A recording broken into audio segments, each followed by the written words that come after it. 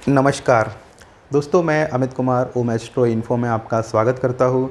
मैं एक astrologer, vastu expert, spiritual healer और जेमोलॉजिस्ट हूँ। आज मैं आपको ज्योतिष शास्त्र की जो उपाय प्रणाली होती है, जहाँ पर हम रत्नों का प्रयोग करते हैं, वो रत्न किस तरह हम पे काम करते हैं, उसके बारे में कुछ आपको जानकारी दूंगा। दोस्तों रत्न दो प्रकार के होते हैं कि एक तो होते हैं खनिज रत्न और एक होते हैं जैविक रत्न। खनिज रत्न मतलब जो रत्न पृथ्वी के भूगर्भ में से, पृथ्वी के गर्भ में से पाए जाते हैं, उसे खनिज रत्न कहते हैं। और जो रत्न समुद्र में से पाए जाते हैं उसको जैविक रत्न बोलते हैं। जैविक रत्न जो है वो कोई ना कोई जीव द्वारा उत्पन्न हुए रहते हैं, और खनिज रत्न पृथ्वी की जो गर्भ के अंदर लाखों करोड़ों वर्ष की प्रोसेस के द्वारा उनका निर्माण होता है।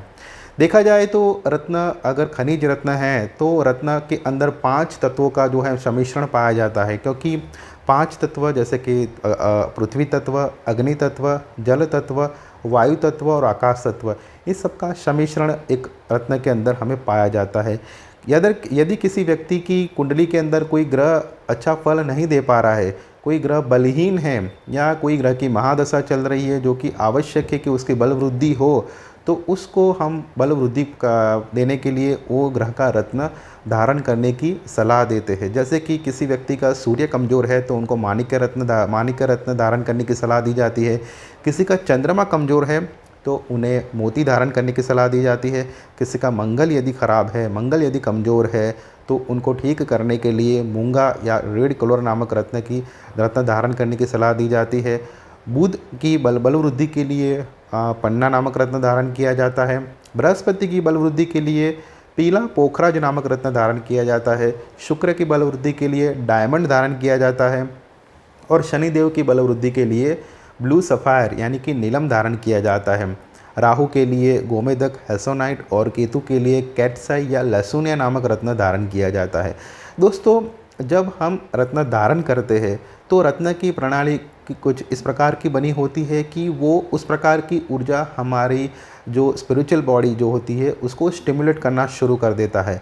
लेकिन रत्न खरीदने से पूर्व, रत्न धारण करने से पूर्व, वो रत्न आपके शरीर के साथ आपका खुद का अलाइनमेंट या ट्यूनिंग बिठा रहा है कि नहीं, वो चेक करना अति आवश्यक होता है। बहुत बार क्या होता है कि ज्योतिष शास्त्र की सलाह पे हम कहीं से भी रत्न खरीद लेते हैं, कहीं से भी रत्न परचेस कर लेते हैं, लेकिन जो रत्न बेचने वाले वो जो लोग होते हैं, वो रत्न की शुद्धता की जो कसौटी होती है उनके बारे में उनको ज़्यादा जानकारी नहीं होती है, क्योंकि वो रत्न जैसे बाकी की जो व्यवहारिक वस्तु होती है उसके अनुसार उसे बेचते हैं। यदि किसी ने रत्न धारण किया, यदि उसको उसका अच्छा परिणाम नहीं मिला, तो वो सेलर को या जो जिससे उसने खरीदा था उसको वो वापस कर देते हैं। हालांकि इस प्रकार के जो रत्न किसी ह्यूमन बॉडी के साथ या एक मनुष्य की तेजो वाले के साथ संपर्क में आने के बाद कई हद तक उसकी ऊर्जा में क्षय आ जाता है, या ऐसे रत्न धारण करने से किसी को ऐसा विशेष फलदायी या फल नहीं दे पाता है।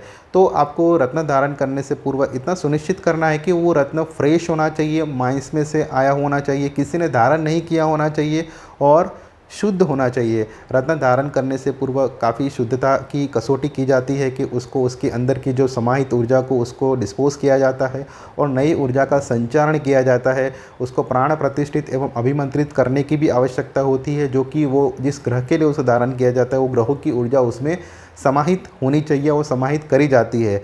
तो ये विधि होती है रत्न धारण करने से पूर्व की। आशा करता हूँ ये जानकारी आपको पसंद आई होगी। नमस्कार।